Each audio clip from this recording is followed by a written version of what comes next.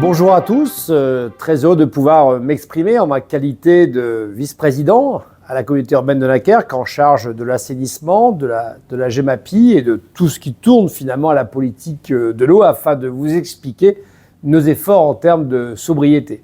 Déjà, rappeler à chacune et à chacun d'entre vous que le territoire dunkerquois n'a pas de ressources en eau potable.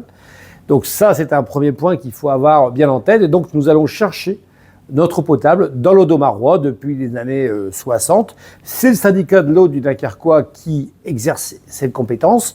Donc, il nous faut aller chercher ces millions de mètres cubes dans l'Audomarois. Nous sommes propriétaires de forages et nous amenons dans les châteaux d'eau du Dunkerquois l'eau potable de très grande qualité d'ailleurs de l'Audomarois. Cette eau, nous l'avons par ailleurs décarbonatée puisqu'elle contenait énormément de calcaire, donc nous avons souhaité faciliter son appréhension en termes de visuel, et donc nous avons mis en place, avec notre délégataire Suez, un processus de décarbonatation de l'eau potable, et ce qui nous permet d'avoir vraiment une eau de meilleure qualité, car un de nos challenges, c'est aussi de faire en sorte que les Dunkerquois s'approprient cette eau, et comme eau de boisson notamment, et limitent forcément l'achat de bouteilles d'eau avec bien évidemment toute la problématique déchets qui est derrière. Donc un travail très actif dans le domaine de l'eau potable avec aussi cette tarification éco-solidaire progressive si je puis dire.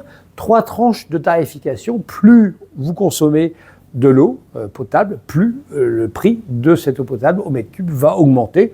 Nous sommes dans la norme, nous avons même un prix au mètre cube pour la partie eau potable qui est tout à fait conforme à la moyenne nationale, qui est même en dessous de la moyenne pour les grandes agglomérations urbaines. Donc des efforts, vous le voyez, de sobriété sur ce sujet de l'eau potable. Et nous avons réussi à baisser la consommation puisque nous sommes passés, il y a une quinzaine d'années, d'environ 80 mètres cubes de consommation en moyenne par foyer. Nous sommes aujourd'hui à 67, ça dépend des années, entre 67 et 70 mètres cubes. Donc nous avons fait cet effort qui est finalement demandé par le gouvernement de réduire de 10% environ la consommation d'eau. Donc ça, c'est pour l'eau potable.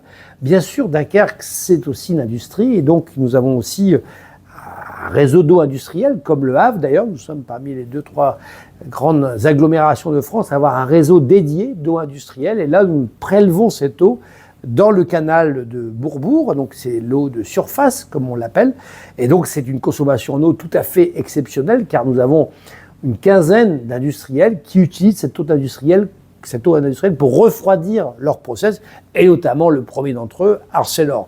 Et donc nous leur avons demandé de réduire cette consommation d'eau industrielle. Ils doivent d'ailleurs rentrer tous dans cette logique de baisser de 10% leur consommation d'eau industrielle. Donc c'est des efforts qu'ils doivent faire en interne, c'est-à-dire qu'ils doivent regarder comment améliorer leurs process, comment moderniser leurs installations, l'ensemble des industriels, et on les incite donc à réfléchir à moins prélever d'eau en surface. Nous avons aussi des efforts vers le monde agricole, car l'agriculture est aussi très présente en Flandre, il faut s'en féliciter.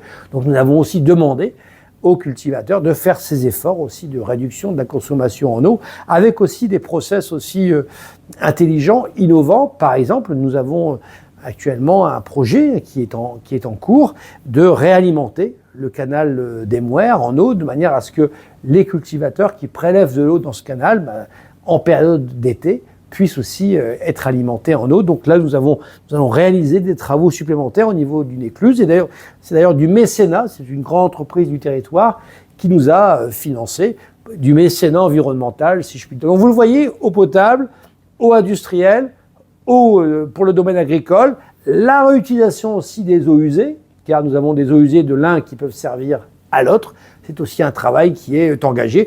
Tout ça aussi pour avoir une très bonne qualité des eaux de baignade. Un certain nombre de communes, dont celle de Gravelines, est classée pavillon bleu d'Europe, et nous avons j'ai l'ambition de faire en sorte que l'ensemble des plages du littoral, Malo, de Brédune, de Frincouc, de Suite-Côte, de Grandfort, toutes ces plages soient classées pavillon bleu d'Europe. C'est l'excellence environnementale que nous recherchons dans le Dunkerquois. Voilà, mesdames et messieurs, ces quelques propos que je voulais vous tenir sur la sobriété de l'eau dans le Dunkerquois. Merci de votre attention.